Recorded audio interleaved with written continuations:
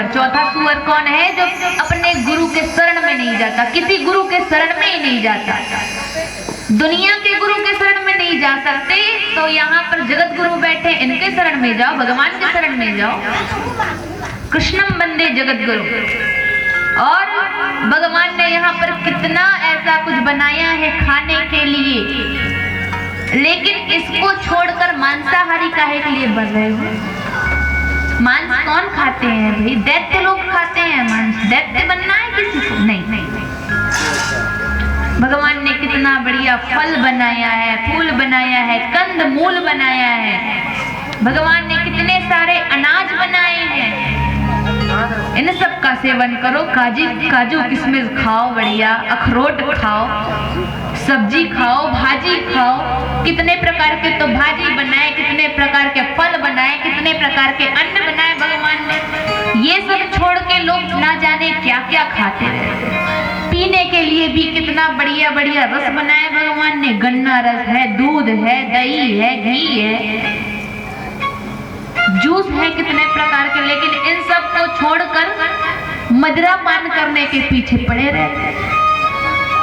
तो ये सब छोड़ो और जो भगवान ने बनाया है फल फूल खाकर, कांदा कूसा खाकर भगवान का सेवा करो। तब ये मन बुद्धि भी जो है शुद्ध रहेगा और आपको भी शांति मिलेगी।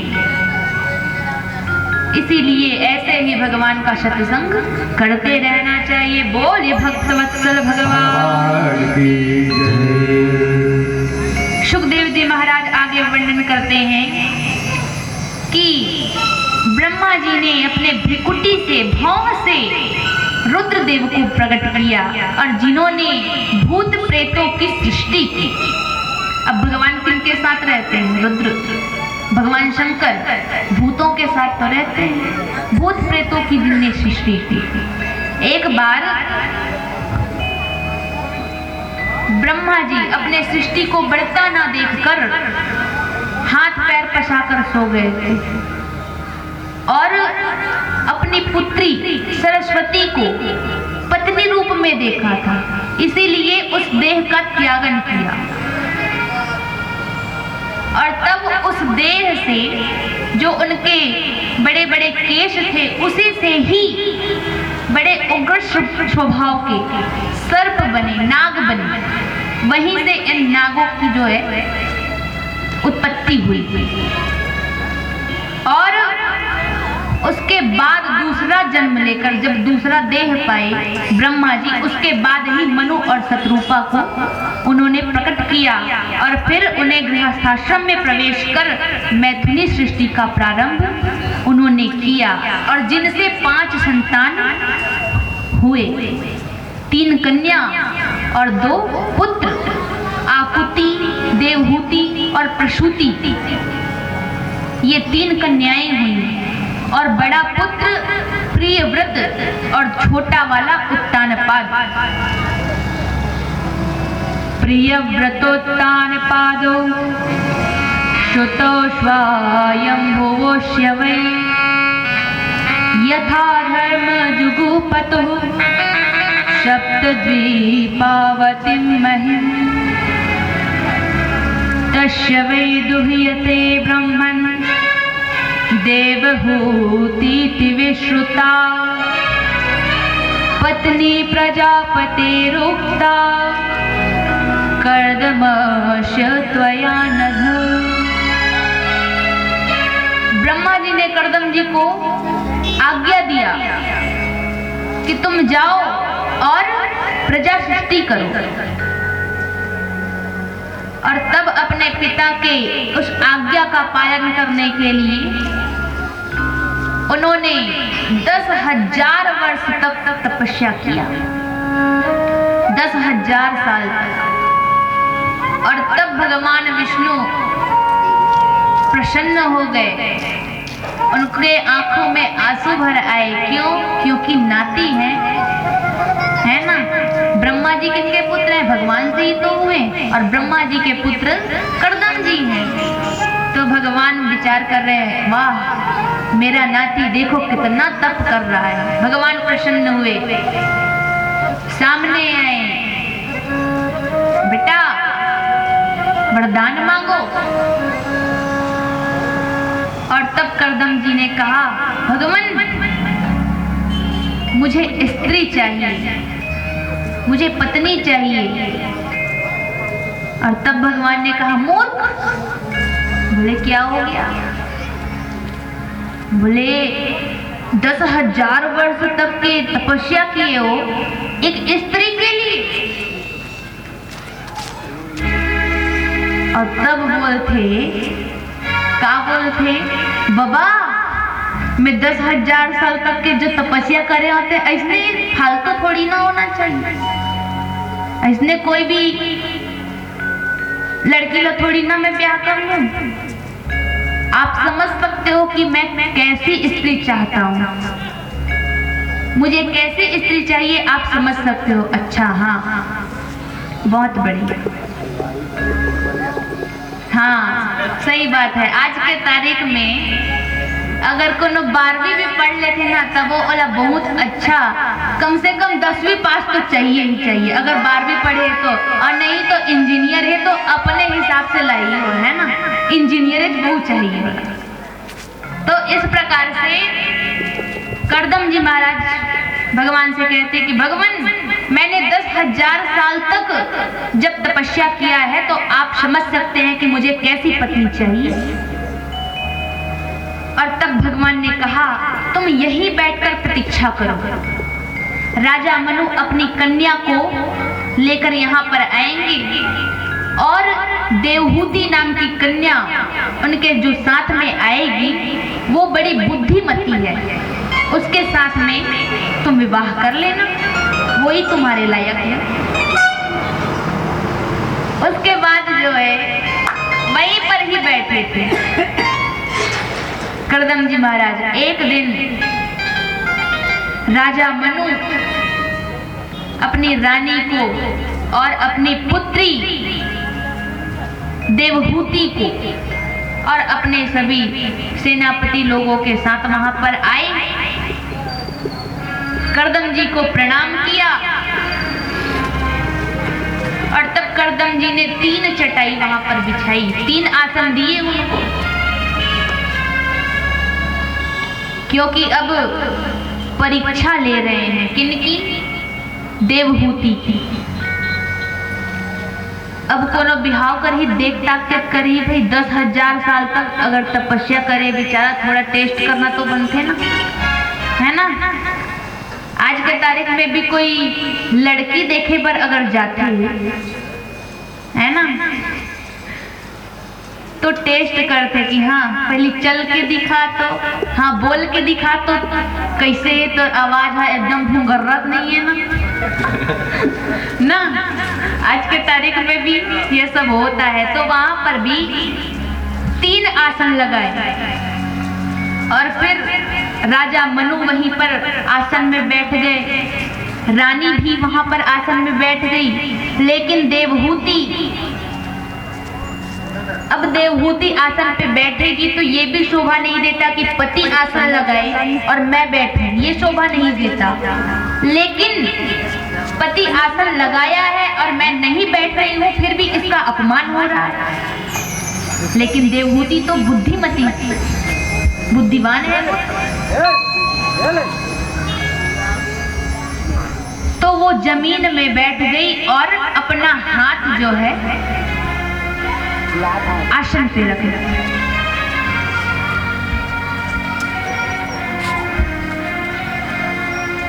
अब करदम जी महाराज सोचे, विचार किए कि हाँ ये तो बड़ी बुद्धिमती है। और तब राजा मनु ने करदम जी से प्रार्थना किया कि महाराज आप हमारी कन्या से विवाह कर लीजिए, पाणी ग्रहण कर लीजिए। और तब करदम जी ने उन्हें कहा, राजन मैं आपकी पुत्री से विवाह तो कर लूंगा, लेकिन एक पुत्र होगा और मैं वन को चला जाऊंगा, इनके साथ नहीं रहूंगा। करदम जी बड़े ज्ञानी थे, वो तो जानते थे कि जो मेरे घर में पुत्र बन के आएंगे वो तो साक्षात परमात्मा ही होंगे, साक्षात ब्रह्म ही मेरे घर में आएंगे, परमात्मा ही आएंगे मेरे पुत्र बन के। और तब राजा मनु की रानी और बेटी देवहूति दोनों की राजी से, दोनों की मर्जी से उनका पानी ग्रहण किया गया। करदम जी के साथ में पानी ग्रहण किया गया देवहूति का, और राजा और रानी अपने महल को चले गए। और इधर करदम जी महाराज देवहूति को कुटिया में लेके चले। अब कुटिया में जब जाके देखते हैं तो क्या देखा, वहां पर छोटी सी कुटिया है जिसमें ऊपर देखा तो ऊपर में पूरे चिड़ियों के घोंसले हैं, इतने सारे, पूरा चिड़िया लोग चहचहा रहे हैं वहां पर। नीचे देखा तो नीचे में चूहे के बिल हैं, सांप के बिल हैं, बिच्छू के बिल हैं, कितने सारे सांप, बिच्छू, चूहे, फिर पक्षी, चिड़िया, कितने सारे। और तब देवहूति ने कहा महाराज हम कहाँ रहेंगे। और तब करदम जी ने कहा देखो देवी वो रही हमारी चटाई, 2 फीट के आसन, 2 फीट के जगह में जो है चटाई बिछी हुई थी, वहीं पर जो है वो रहते, वहीं रहेंगे हम दोनों।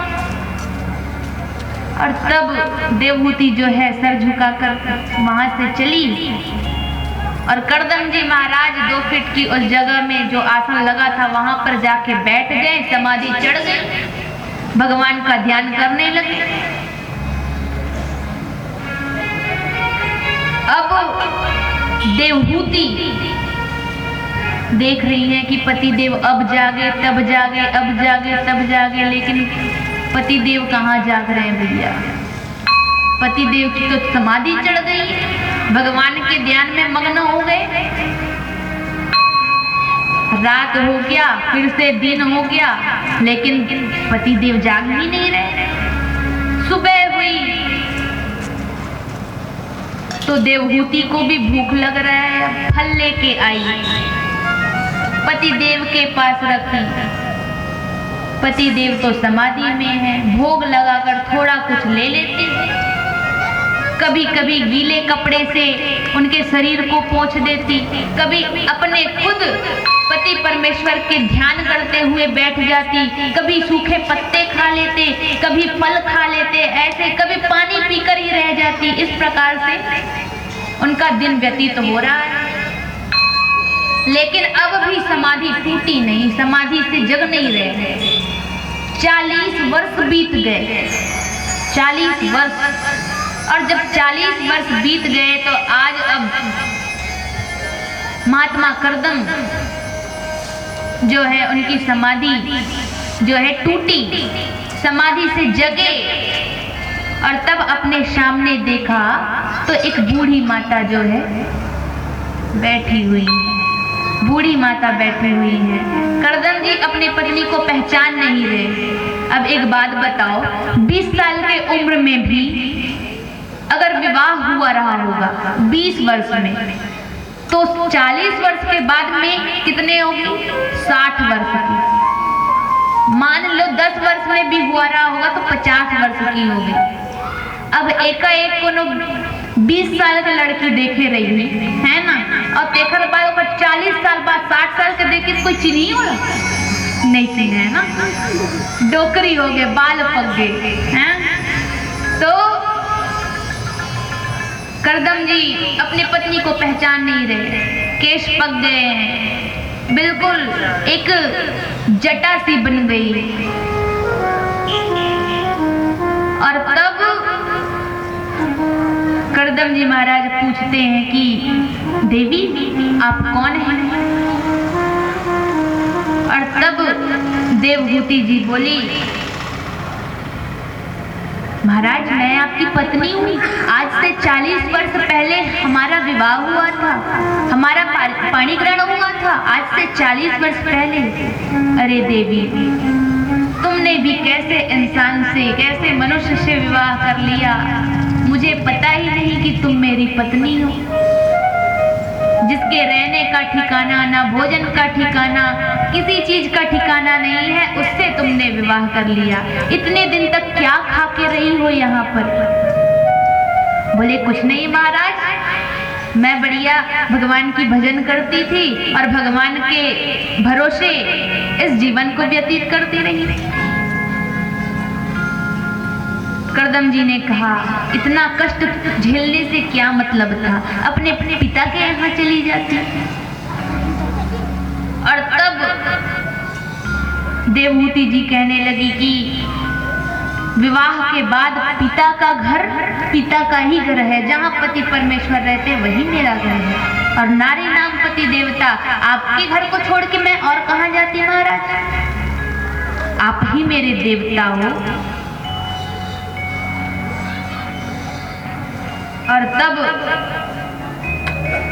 करदम जी की आंखों में आंसू आ गए। इतने दिन तक हमने कष्ट झेले। करदम जी कहने लगे चलो अब ये सब तो ठीक है, देवहूति जरा 2 मिनट के लिए आंखें बंद तो करो। देवहूति ने जब आंखें बंद की तो करदम जी महाराज अपने साधना सिद्धि के बल पे एक सरोवर बनाया और उस सरोवर में 9 मंजिला मकान तैयार हो गया, और जिसमें दास दासियां और फिर कितने गहने आभूषण वस्त्र सारे कुछ हर सुख है वहां पर। आंखें खोली तो देखा वाह वाह। और तब करदम जी महाराज उनके हाथ पकड़े देवहूति के और सरोवर के भीतर चले गए। और जब सरोवर से बाहर निकले तो करदम जी महाराज हो गए 25 वर्ष के और देवहूति जी हो गई 16 वर्ष। कितना सुंदर जोड़ी लग रहा है दोनों का। अब दोनों महल में प्रवेश किए और दोनों ने ही गृहस्थी का सुख भोग कर, करदम जी साक्षात ज्ञान है और देवहूति जी साक्षात भक्ति। कुछ ही दिनों के बाद उनके यहाँ 9 कन्याएं हुई, 9 कन्याएं प्रगटे, जो और कोई नहीं बल्कि नौधा भक्ति ही थी। अब करदम जी कहने लगे कि देवी मैंने कहा था एक संतान होगा उसके बाद मैं चला जाऊंगा, ये तो 9 कन्याएं होगी, अब मैं जा रहा हूं। और तब देवहूति कहने लगी अच्छा महाराज 9 जन कन्या हो गए, अब वो खर शादी वादी कैसे करूं भैया मैं अकेला, ये तो बढ़िया है। और तब करदम जी कहते हैं अच्छा चलो ठीक है। देवहूति ने कहा महाराज आपने कन्या नहीं कहा था, आपने कहा था कि एक पुत्र होगा उसके बाद मैं संन्यास धारण कर लूंगा, ये तो कन्याएं हैं। और अब कन्याएं जो हैं विवाह के योग्य हो गई। फिर बड़ी कन्या कला जिसका विवाह ब्रह्मा के पुत्र मरीचि के साथ में किया गया, श्रद्धा को अंगिरा के साथ में विवाह किया गया, गति का पुलह के साथ में विवाह किया गया, क्रिया का क्रतु के साथ विवाह किया और हविर्भु पुलह के साथ में, और अनसुईया का जो है अत्रि के साथ में विवाह किया। और